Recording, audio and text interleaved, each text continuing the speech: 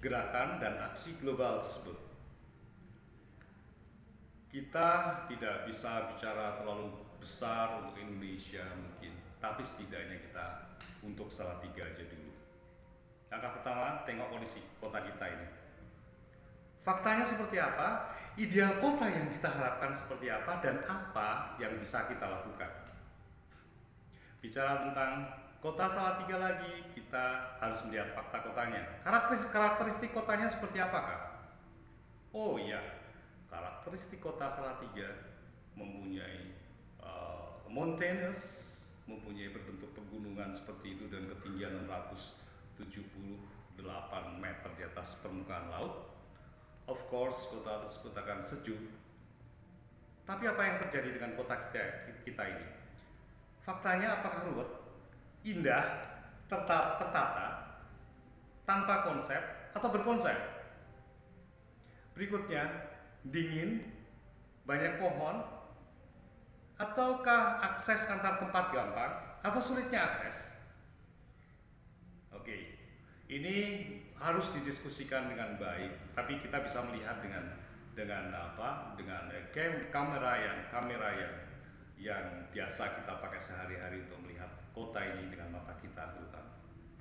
Apa yang terjadi dengan kota kita dan bagaimana apabila kota kita tidak bersiap untuk menghadapi SDGs di 2030. Climate change itu nyata. Climate change itu bukan ancaman hoax or something.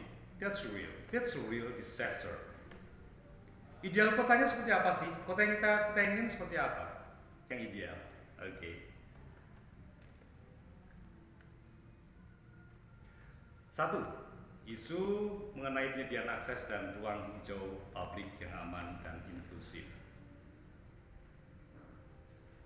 Yaitu pada tahun 2030 menyediakan ruang publik dan ruang terbuka hijau yang aman, inklusif, dan mudah dijangkau terutama untuk perempuan dan anak, manula, dan penyandang disabilitas. Apa itu ruang hijau? Apa itu ruang hijau yang aman dan inklusif? Sebenarnya bagaimana sih ruang hijau itu?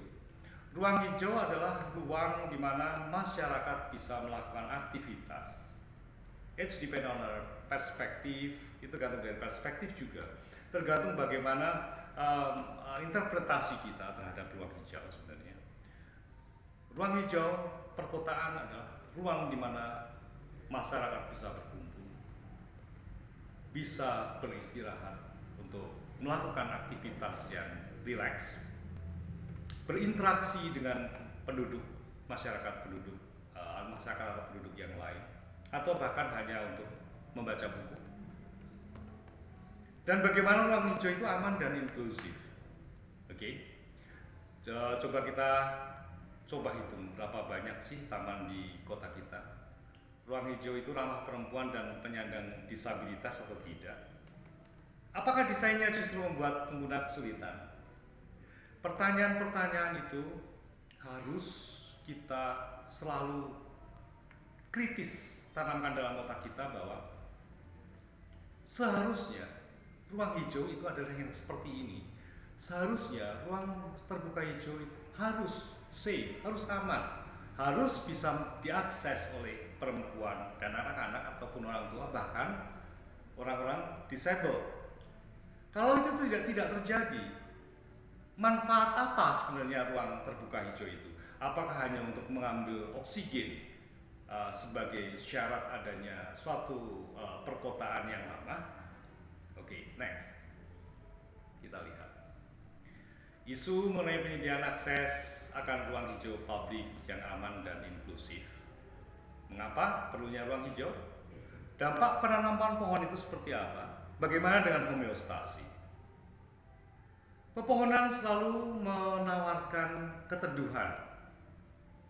Pepohonan selalu mengurangi temperatur panas. Pepohonan mengurangi emisi buang kendaraan. Pepohonan menyerap air hujan, provide UV protection, limit the effect of wind, slow cars by knocking down the street space with their canopies.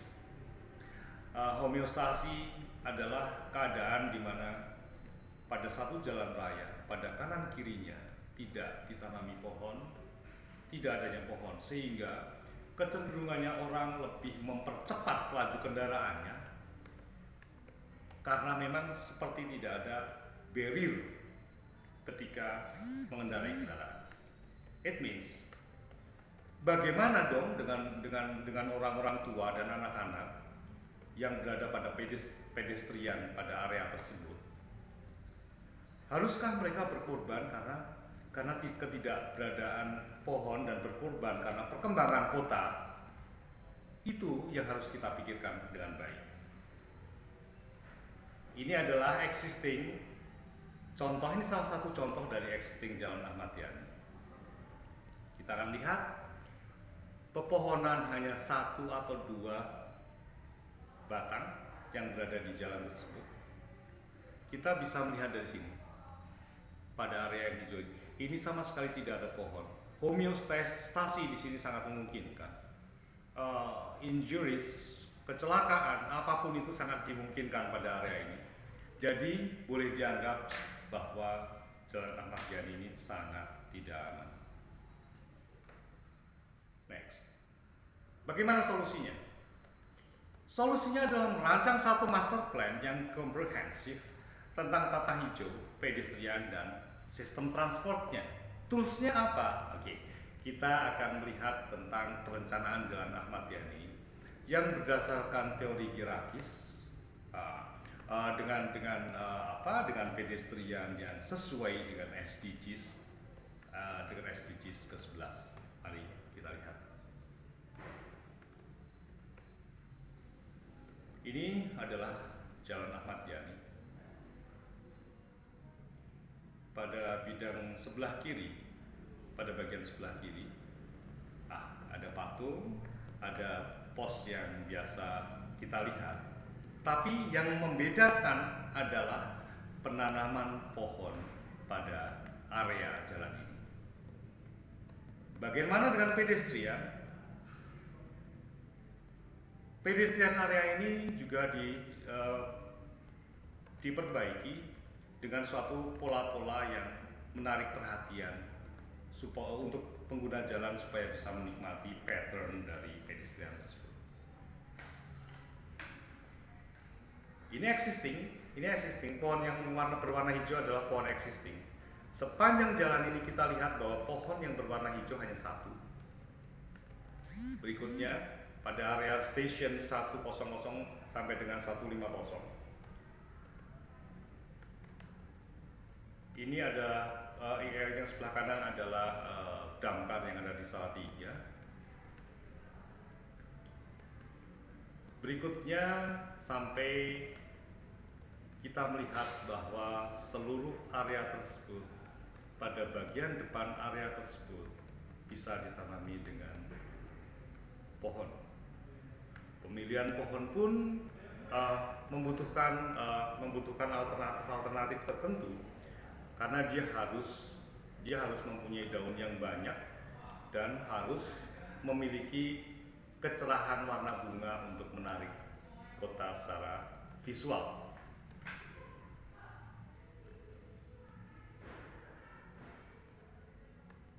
Bagaimana dengan orang yang jalan pada keteduhan? Bicara tentang pedestrian yang aman, yang inklusif. Bicara tentang pedestrian yang aman untuk anak-anak. Kita bicara tentang ruang besar kota Salatiga yang kita beri nama sebagai walkable city atau kota di mana kita bisa berjalan dengan aman. Master plan tersebut harus dibuat supaya tidak terjadi perencanaan atau pelaksanaan yang membuat kota ini menjadi rusak. Perencanaan tersebut merupakan buku suci dari perkembangan kota ini secara progresif. Boleh kota progresif, tapi prinsip-prinsip dari walkable city, prinsip-prinsip dari pedestrian, prinsip-prinsip dari tata hijau tetap harus dipertahankan. Oke, saya akan skip karena masih cukup tinggal seperempat jam lagi. Toolsnya tadi seperti apa? Tools yang kita pakai untuk kenapa ada penanaman pohon seperti itu adalah teori-teori pada teori perkembangan kota. Salah satunya adalah teori Kerakis. Teori Kerakis merupakan perhitungan luas minimum kebutuhan RTH perkotaan secara kuantitatif yang didasarkan pada luas wilayah, yaitu minimal 30% dari total luas wilayah yang terdiri dari 20% RTH publik dan 10% RTH privat. Yang kedua adalah jumlah penduduk, yaitu 20 meter persegi per kapita yang didistribusikan pada tingkat hierarki. Kebutuhan fungsi tertentu biasanya dikaitkan dengan isu-isu penting di suatu wilayah perkotaan, antara lain kebutuhan oksigen, ketersediaan air, atau pencemaran udara. Berdasarkan proses fotosintesis yang ada, hutan kota dalam bagian sebagai produsen oksigen dapat dihitung dengan metode Kerakis. Kalau boleh saya simplifikasi bahwa metode Kerakis adalah metode di mana kita melihat kebutuhan oksigen suatu kota dibanding jumlah penduduk suatu kota. Ini layaknya seharusnya adalah seimbang. Keseimbangan itu harus dibuktikan dengan teori, bukan? Keseimbangan itu harus dibuktikan dengan